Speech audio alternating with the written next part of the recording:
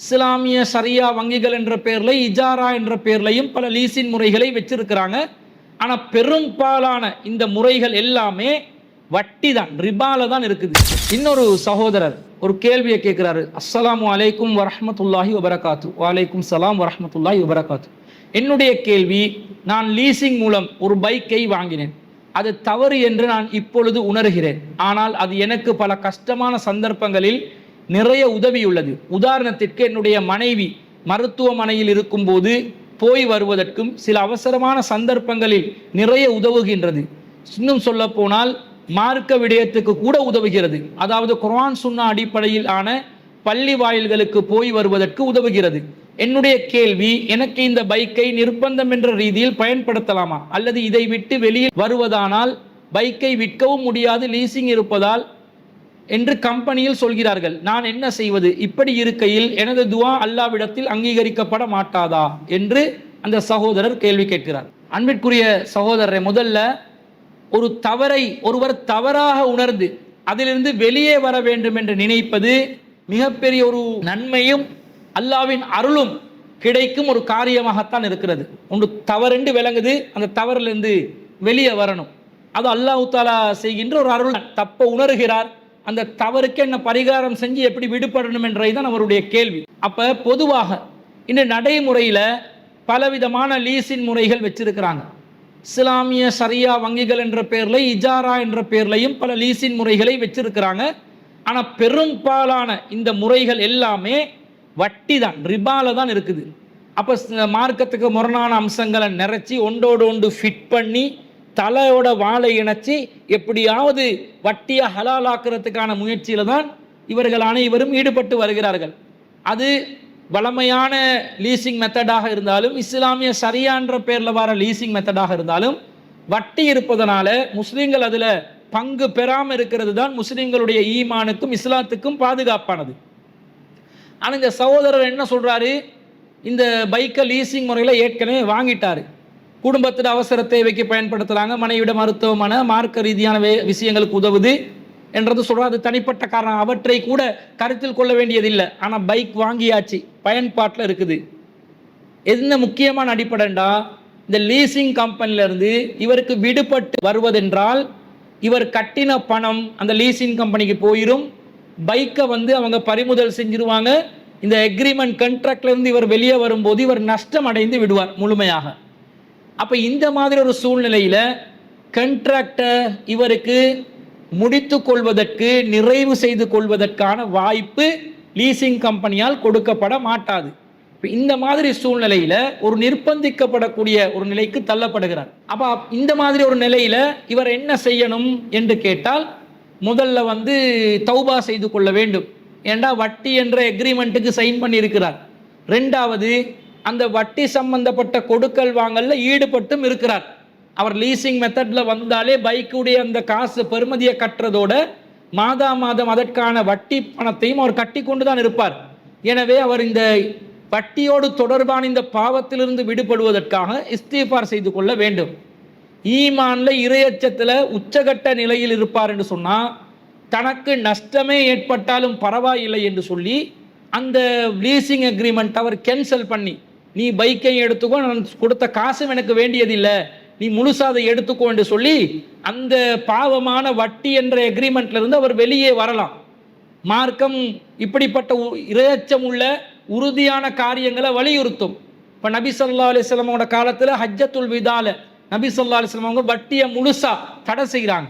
அப்படி வட்டியை தடை செய்கிற வசனங்கள் அல்லாஹ்வின் தூதருக்கு இறங்கும் போது எப்படி வருது? வதரு மா பக்கிய மினர் ரிபா, வட்டியில் உங்களுக்கு வர வேண்டியதை விட்டு விடுங்கள், விட்டுருங்க, உங்களுக்கு அதில் நஷ்டம் ஏற்படலாம். ஒருத்தர் வட்டிக்கு கொடுத்துருக்கிறார், மாதா மாதம் வட்டியை வசூல் செஞ்சு கொண்டு இருக்கிறார். அந்த நேரத்தில் வசனம் இறங்குது, வர வேண்டிய வட்டி மாதம் சில பேர் வட்டியை கட்டாமல் அதை நிறைச்சி வச்சிருப்பாங்க, சேர்த்து வச்சிருப்பாங்க, அதை விட்டுருங்க, உங்களுக்கு நஷ்டம்தான். உங்களுடைய பணம் இன்னொருவனுடைய கையில் கடனாக இருந்து அதை அவன் பயன்படுத்துவதனால் உங்களுக்கு வேறு தேவைகளுக்கு அது பயன்படுத்த முடியாத அந்த ஆப்பர்ச்சுனிட்டி காஸ்ட் எல்லாம் இருக்கத்தான் செய்து.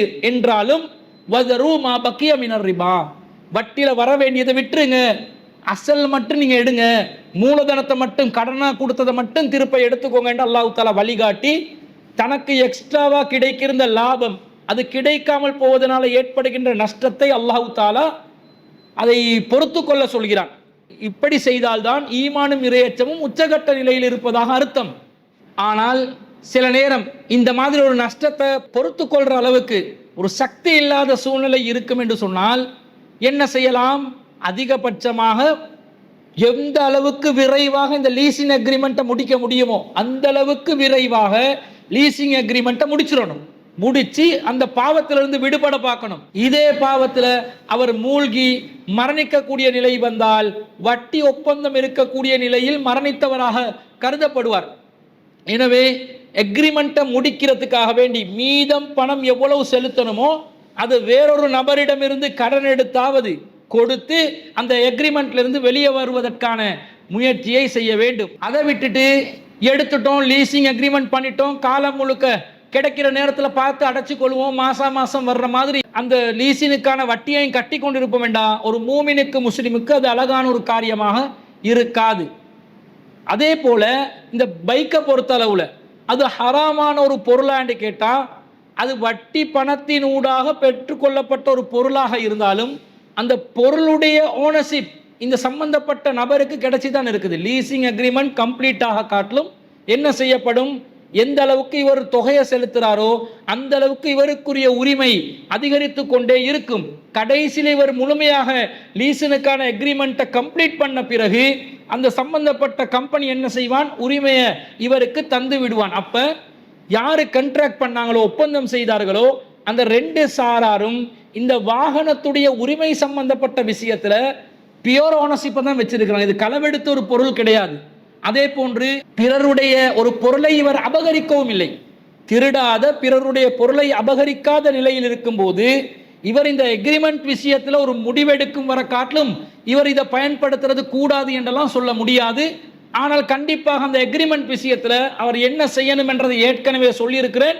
அந்த விஷயத்தை அவர் விரைவாக முடித்து கொள்ள வேண்டும். அப்படி இல்லாமல் இவர் கண்டினியூவா அந்த லீசிங் அக்ரிமெண்ட்டையும் கண்டினியூ பண்ணி பைக்கையும் தொடர்ச்சியாக பயன்படுத்துவாராக இருந்தால் இந்த பைக் என்பது வட்டி பணத்தின் ஊடாக பயன்படுத்தப்பட்ட ஒரு பொருளாகத்தான் கருதப்படும்.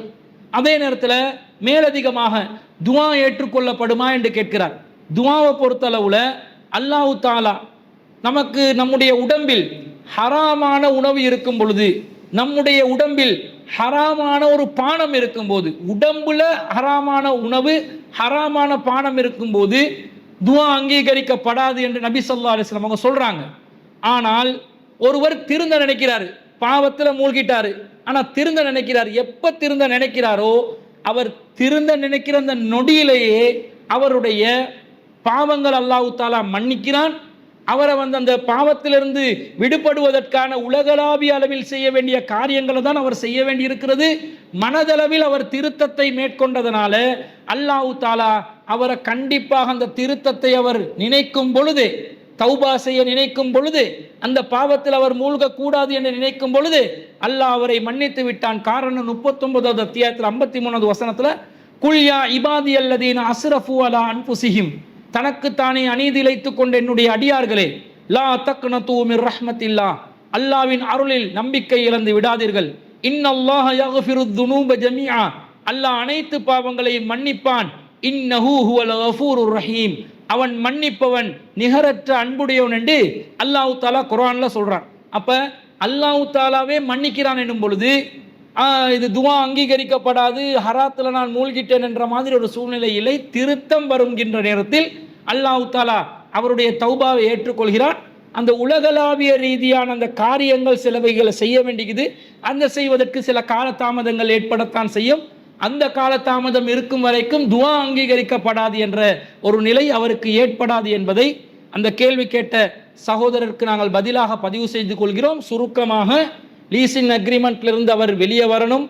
அவருக்கு நஷ்டம் ஏற்பட்டாலும் பரவாயில்லை என்று அந்த எக்ரிமெண்ட்டை கேன்சல் பண்ணி கொள்வதுதான் உயர்ந்த பட்ச இரையச்சம் உள்ள ஒரு நடவடிக்கை. அவர்கள் அதில் ஏற்படுகின்ற நஷ்டத்தை அவர் பொருட்படுத்தக்கூடாது. அவருக்கு அது சக்திக்கு மீறிய ஒரு செயலாக இருந்தால் அவர் முடியுமான அளவுக்கு விரைவாக அந்த எக்ரிமெண்ட்ல இருந்து வெளியே வருவதற்கான முயற்சிகளில் ஈடுபட வேண்டும். அவர் ஒரு பைக்கை எடுத்தது ஹராமான திருட்டு பொருளாக எடுக்கல, பிறருடைய உரிமையை அபகரிக்கவும் இல்லை. எனவே அந்த பைக் என்றது ஒரு ஹராமான பொருளாக வந்து நிற்காது. அவர் செய்த அந்த ஒப்பந்தம் ஹராமான ஒப்பந்தம். அந்த ஒப்பந்தத்தை தான் அவர் திருத்தவும் நினைக்கிறாரு. எப்ப திருத்த நினைக்கிறாரோ அந்த நிமிஷத்தில் அல்லாஹ் தஆலா அவருடைய தௌபாவை அங்கீகரிக்கிறான். அவர் தௌபா கேட்கும் பொழுது அல்லாஹ் அவருடைய பாவங்களை மன்னிக்கிறான். எனவே அவருடைய துஆக்கள் அங்கீகரிக்கப்படாதென்ற நிலை இல்லை என்பது அந்த சகோதரர் புரிந்து கொண்டு அவருடைய இந்த லீசிங் விஷயத்துல அவர் சரியான நடவடிக்கையை மேற்கொள்ள வேண்டும் என்பதை கூறிக்கொள்கிறோம்.